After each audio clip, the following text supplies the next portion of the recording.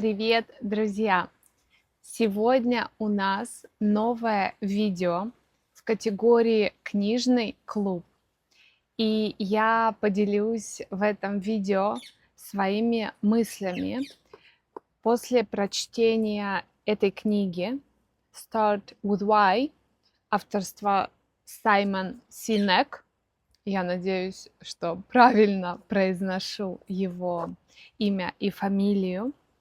И эта книга для всех тех, кто хочет открыть свой бизнес или у кого уже есть бизнес. Эти люди хотят развиваться, идти вперед и достигать новых вершин. Книга начинается с интересной мысли, что есть люди, которые находятся в позиции лидера. И по факту этой позиции у них есть власть. Они влияют на других людей. Но есть другая категория людей, не просто лидеры, потому что находятся в этой позиции. Они лидеры, потому что это люди, которые умеют вести за собой других людей. Автор использует слово «вдохновлять». Они вдохновляют других людей или мотивируют их, чтобы быть лучше, чтобы тоже развиваться и реализовать свой потенциал. Почему такая мысль появляется в книге о бизнесе? Потому что на протяжении всей книги автор подчеркивает, что если у тебя есть бизнес, и ты хочешь достичь серьезных успехов в этом бизнесе, хочешь быть на мировом уровне, то тебе как организатору, тебе как лидеру важно уметь быть этим лидером по духу, уметь вдохновлять других людей. В книге содержится огромное количество историй, которые демонстрируют то, как важно иметь цель больше, чем просто заработать деньги.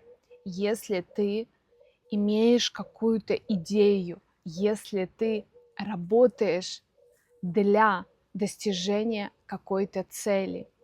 И автор использует эти истории в качестве доказательства того, что фирмы часто работают в одном сегменте рынка. Фирмы имеют очень хорошие ресурсы, человеческие, финансовые и так далее. Но при этом одна из фирм достигает невероятно высоких результатов, а ее фирма-конкурент почему-то достигает значительно более низких результатов.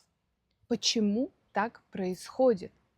Потому что, по мнению автора книги, только те фирмы, у которых есть четкое понимание, почему они работают, я бы сказала не просто почему, а с какой целью, какая миссия у этой фирмы. Только эти фирмы достигают таких высоких результатов. И дальше в книге автор анализирует, почему это так важно понимать более высокую цель деятельности. Не просто делать бизнес ради бизнеса и чтобы заработать деньги. Естественно, это важная цель, и все мы работаем, чтобы заработать деньги. Но почему этот элемент дополнительного значения так важен? Очень интересной мыслью для меня была мысль о том, что многие фирмы не имеют представления, почему люди покупают их продукты, их товары и услуги, а не другие. И это очень серьезная вещь, потому что очень часто проводятся опросы, людей спрашивают, но самое смешное то, что мы, как потребители, мы, как клиенты, тоже очень часто не отдаем себе отчета, не понимаем на 100%, почему мы выбираем этот продукт, а не другой. Эту услугу у этой фирмы, а не у другой. Или просто-напросто нам это может быть удобнее, а мы объясняем какими-то другими факторами. Такое непонимание клиента приводит к тому, что большинство фирм, по мнению автора книги, не работает с клиентами в открытую, а использует манипуляцию. Здесь нам нужно четко понимать, что под словом манипуляция мы не имеем в виду, и автор не имеет в виду ничего такого зловещего, зловредного. Нет, манипуляция – это техника непрямого воздействия на клиента. То есть это все способы непрямого воздействия, когда у второй принимающей стороны нет 100% информации о ситуации, о товаре, об услуге. И автор говорит, что эти способы манипуляции – это абсолютно нормальная практика завоевания клиента. Какие это способы? Это акции различные, когда цена товара снижается. Или это использование рекламы с участием известных личностей, когда звезды кино или спортсмены рекламируют данный продукт, данный товар. И, естественно, у нас намного выше интерес к этому товару или услуге. Манипуляция – это просто скидки, да, манипулирование ценой на товар. В рекламе, когда нас убеждают в том, что без этого товара, без этой услуги наша жизнь просто намного хуже. Мы теряем что-то важное, если не используем этот товар или услугу, или может быть манипуляция страхом. Это вообще серьезная, сильная техника, когда нам говорят, что нам необходимо что-то иметь, чтобы быть в безопасности, чтобы защитить себя и наших детей. Манипуляционные техники отлично работают, но в состоянии стабильности рынка, когда у людей есть деньги, когда ситуация предсказуема, тогда это работает. И тоже, когда у фирмы есть финансовые ресурсы, как в бизнесе, так и в нашей жизни, в отношениях, манипуляция используется, потому что она отлично работает. Она влияет на поведение и на решения людей. То есть люди покупают данный товар, данную услугу. При этом отсутствует эмоциональная связь между клиентом, покупателем и фирмой, и ее товарами и услугами. И автор книги предлагает альтернативную модель и говорит, что те фирмы, которые завоевали высокие позиции на рынке, которые достигли реально серьезных успехов, это может быть местный, локальный успех, но это фирма-лидер, и у нее есть верные клиенты, постоянные клиенты. Это та фирма, которая сумела построить какие-то более персональные отношения со своими клиентами.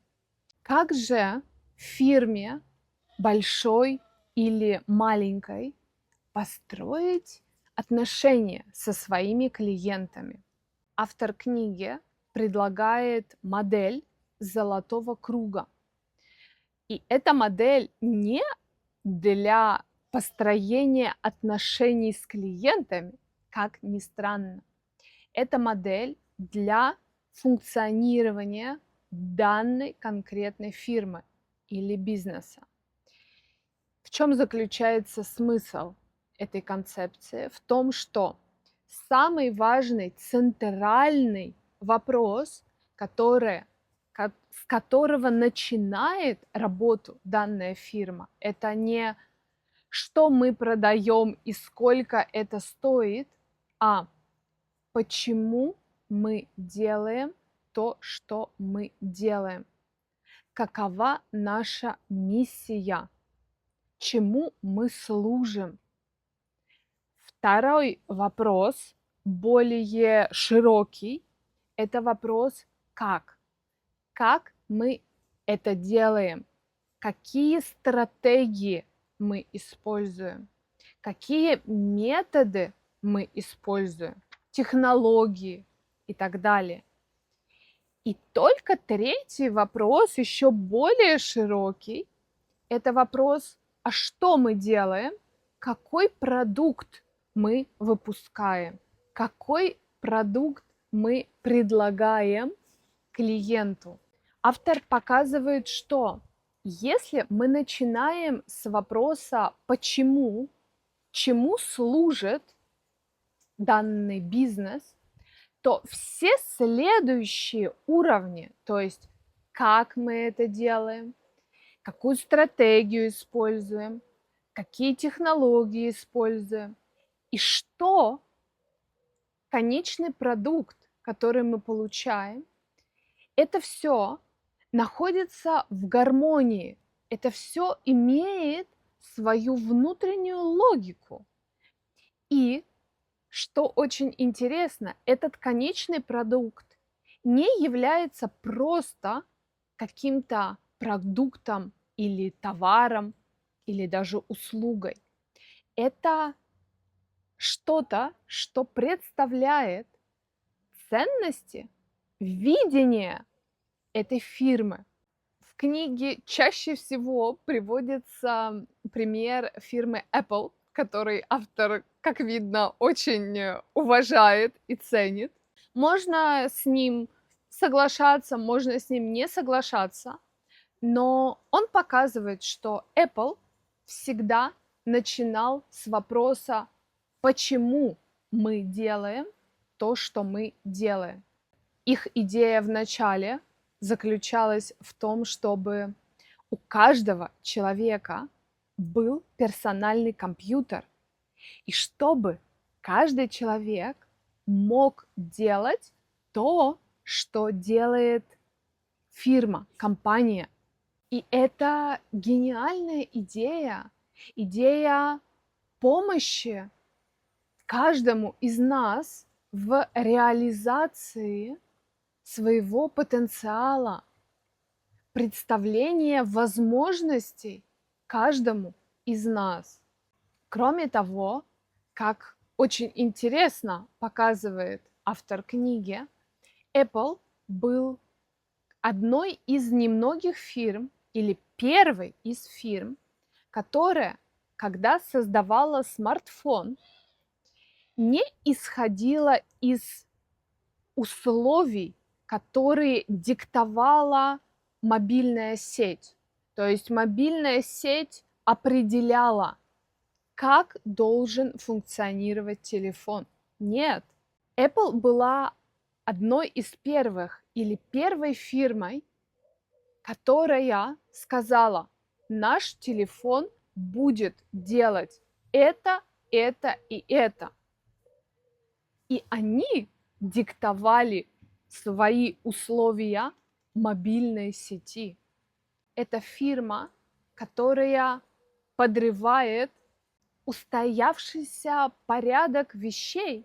И поэтому они создают свои товары, поэтому они делают то, что делают.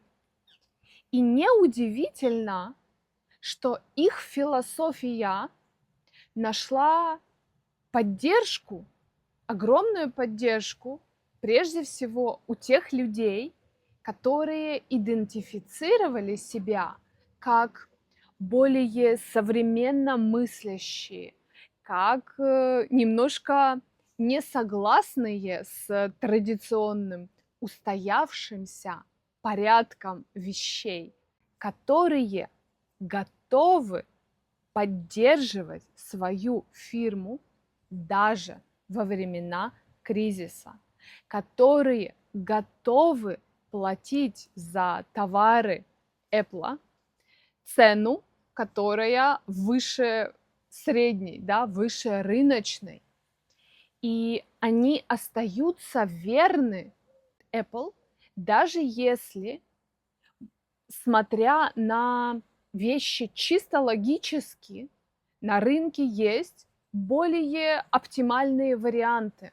Фирма Apple порождает реакцию очень сильную, эмоциональную, что с одной стороны это почти культ, а с другой стороны у фирмы есть огромное количество недоброжелателей, которые абсолютно ни за какие деньги не готовы купить товары Apple. Автор почему-то этого не упоминает в книге. Может быть, потому что в США это работает чуть-чуть по-другому. Я не берусь судить это. Но однозначно, с моей точки зрения, в Европе Apple тоже имеет такой налет элитарности, что это фирма для богатых, которая подчеркивает или показывает высокий социальный статус ее клиентов. Достаточно посмотреть на то, как организованы магазины Apple. Это небольшое количество товаров на достаточно большой площади, и это все не случайно, это элемент их стратегии, чтобы каждый товар, каждый продукт был представлен как что-то такое важное и значимое, а не просто быть окруженным другими товарами. Согласитесь, это работает. Салоны Apple имеют что-то такое, что притягивает к себе людей. Другими словами, если мы хотим повторить успех Apple, что не так просто сделать, нам нужно начать с этого вопроса. Почему мы делаем то, что мы делаем? С одной стороны, такой вопрос может многим из нас показаться идеалистическим. И я уверена, что многие из вас, друзья, скажут, ну что за глупость? Мы делаем продукт или товар, потому что люди его покупают, и он просто нужен. И поэтому мы даем клиентам то, что они хотят. Отлично. Это смысл бизнеса. Однако Почему этот вопрос так важен?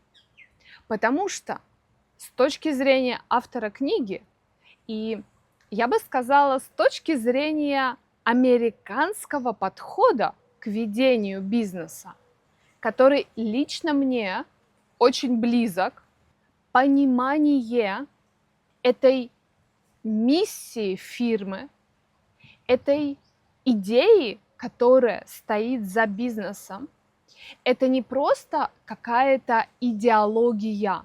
Нет, это то, что организует работу фирмы. И автор приводит очень классный пример, который я для себя записала и запомнила, что когда фирма маленькая, ее успех очень часто держится на энергии и видении ее лидера, ее основателя. Он отвечает за все, он в состоянии контролировать весь процесс работы. Но когда фирма разрастается, видение, которое имеет лидер, размывается естественным образом. В работе участвует больше и больше людей, появляется больше и больше заданий, задач, которые необходимо решить. И лидер не может все контролировать, за всем уследить. Так вот, чтобы так ни происходило, невероятно важно начинать с этого вопроса, почему мы делаем то, что делаем. И когда ответ на этот вопрос очевиден каждому работнику данной фирмы, это дает такую основу, создает фундамент для каждого, дает точку опоры, а также возможность каждому работнику принимать самостоятельно решения в соответствии с этим широким видением, с этой идеей. И я думаю, что это самое-самое важное практическое применение этой целой концепции золотого круга и понимания, почему мы делаем то, что делаем. Это организует работу фирмы на каждом уровне. И на уровне идей, и на уровне стратегии, технологии, как мы реализуем то, что мы реализуем, и на уровне продукции, производства, исполнения. Только такое однородное понимание стратегии позволяет всем работникам сотрудничать эффективно и самостоятельно принимать решения, которые находятся в соответствии с этой идеей и с видением, широким видением картины. Кроме того, для фирмы такое понимание, почему мы делаем то, что мы делаем, чему служит наша работа, имеет еще одно невероятно важное значение.